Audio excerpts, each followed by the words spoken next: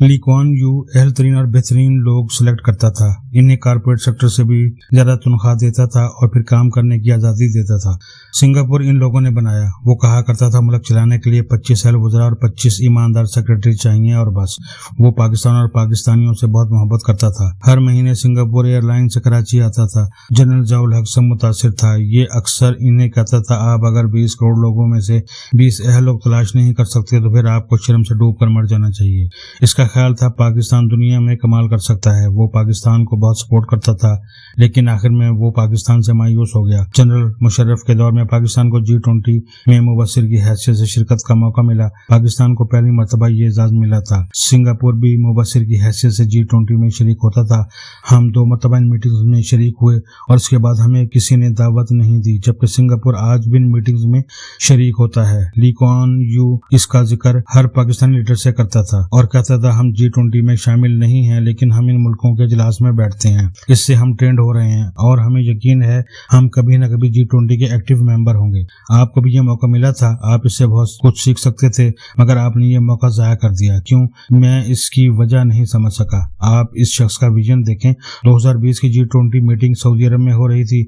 Lee Kuan Yew 2015 में इंतकाल कर गया। सिंगापुर के सऊदी अरब के साथ सिफारती ताल्लुकात नहीं थे, लिहाजा ली कुआन यू को इंतकाल से कबल 2015 में खदशा महसूस हुआ, सऊदी अरब हमें मीटिंग में शिरकत की दावत नहीं देगा। वो बीमार और बूढ़ा था, लेकिन इसने वजारत खारजा की मीटिंग में शिरकत की और सिफारती टीम को हुक्म दिया, तुम्हारे पास 5 साल हैं, तुमने इन बरसों में सऊदी अरब के साथ अपने ताल्लुकात इतने बेहतरीन बनाने हैं कि हमें रियाद से G20 में शिरकत का दावतनामा मिले। वजारत खारजा ने काम शुरू कर दिया। ली कुआन यू 2015 में फौत हो गया, लेकिन 2020 में सऊदी अरब की तरफ से सिंगापुर को दावतनामा मिला और हुकूमत ने इसका बाकायदा जश्न मनाया, जबकि हमें किस वक्त G20 ने बुलाना बंद कर दिया हमें याद तक नहीं। सिंगापुर तवील अरसा दुनिया की बेहतरीन पोर्ट रही। ये पोर्ट पाकिस्तान के नेवी ऑफिसर कैप्टन सईद ने बनाई थी। ली कुआन यू को कैप्टन सईद में टैलेंट नजर आया और ये इसे कराची से सिंगापुर ले गया। ये शख्स इस कदर टैलेंट परस्त था। ली कुआन यू का चौथा कमाल लॉ एंड ऑर्डर था। इसका कहना था, जिस मुल्क में अमन ना हो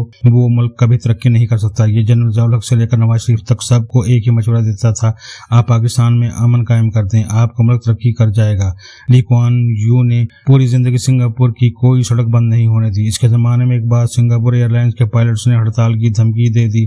ली ने पायलट्स को इकट्ठा किया और कहा, सिंगापुर में डोमेस्टिक फ्लाइट्स नहीं है, हम सिर्फ इंटरनेशनल फ्लाइट्स चलाते हैं। दुनिया की 200 एयरलाइंस मेरी टर्म्स एंड कंडीशंस पर सिंगापुर में काम करने के लिए तैयार हैं। तुमने अगर कल तक हड़ताल की धमकी वापस ना ली तो मैं सिंगापुर एयरलाइन के तमाम जहाज लैंडिंग राइट्स के साथ किसी दूसरी एयरलाइन को दे दूंगा और फिर सिंगापुर में कभी सिंगापुरियन एयरलाइन नहीं बनेगी। तुम्हारे पास फैसले के लिए 24 घंटे हैं। पायलट जानते थे ये शख्स जो कहता है ये वो जरूर करता है, लिहाजा पायलट्स ने अगले ही दिन हड़ताल की धमकी वापस ले ली और इसके बाद कभी हड़ताल नहीं हुई। मुल्क में कभी कोई मुजाहरा एहतजाज या हड़ताल नहीं हुई। चुनांचे सिंगापुर का एक शख्स जानता है कि मैं कल जब सड़क पर निकलूंगा तो ये खुली होगी और मेरा दफ्तर, दुकान और यूनिवर्सिटी पूरा साल बंद नहीं होगी, लिहाजा वहाँ कारोबारी सरगर्मियां बंद नहीं होती। अब सवाल ये है कि क्या हम पाकिस्तान के बारे में ये दावा कर सकते हैं? हमारे मुल्क में सबसे गैर महफूज सड़कें हैं। कोई भी शख्स किसी भी वक्त कोई भी सड़क बंद कर देता है और रियासत इसका मुंह देखती रह जाती है। हम सड़क बंद करके सुप्रीम कोर्ट और फौज तक को अपने फैसले वापस लेने पर मजबूर कर देते हैं। ली कुआन यू ने मुल्क को क्राइम फ्री भी कर दिया और इसके लिए इसने छोटे छोटे जुराइम को चारे के तौर पर इस्तेमाल किया। इसने च्युइंगम पर पाबंदी लगा दी, गन फैलाने को जुर्म करार दे दिया और गलत जगह से सड़क और गली बूर करने को संगीन खिलाफ वर्जी बना दिया। इसका कहना था, आप अगर अवाम को छोटे जुराइम में कड़ी सजाएं देना शुरू कर दें तो इनके दिल में रियासत का खौफ बैठ जाता है और ये कभी बड़े जुराइम की गलती नहीं करते। सिंगापुर ने जब च्युइंगम, गन फैलाने और गलत जगह से सड़क या गली पार करने पर $1000 से $2000 जुर्माना शुरू किया तो लोग डर गए और ये अब बड़ी गलती या बड़े जुर्म से भी दूर रहते हैं। ये समझते हैं जो शख्स गली में लिफाफा, शॉपर या रैपर फेंकने पर माफी नहीं देता वो चोरी, जना या डाके पर हमारे साथ क्या सलूक करेगा। इसे अगर हमसे असला मिल गया तो ये हमारे साथ क्या करेगा। चुनाचे सिंगापुर क्राइम फ्री सोसाइटी बन गया, जबकि इसके मुकाबले में पाकिस्तान में कत्ल के 52,000 मुकदमात दर्ज हैं और इतने ही कातिल जेलों और कचहरियों में फिर रहे हैं। आप अलमिया देखिए, हम 1.25 साल में 9 मई के जिम्मेदारों का तयन कर सके और ना इन्हें सजा दे सके। और ली कुआन यू का 5वां कमाल बिजनेस फ्रेंडली माहौल था।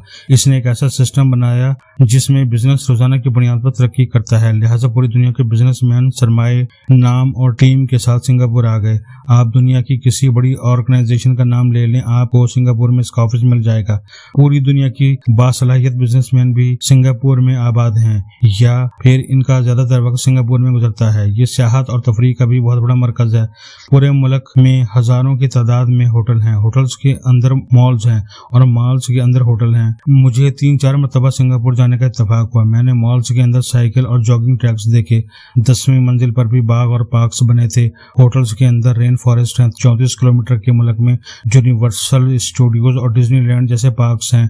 आपको दुनिया की हर चीज सिंगापुर से मिलती है। फैक्ट्रियों के लिए जगह नहीं है, लिहाजा सिंगापुर में फैक्ट्रियां हाई राइज बिल्डिंग्स में कायम हैं। मुझे पिछले साल कोका कोला का टावर देखने का इत्तेफाक हुआ। ये 20 मंजिला टावर था।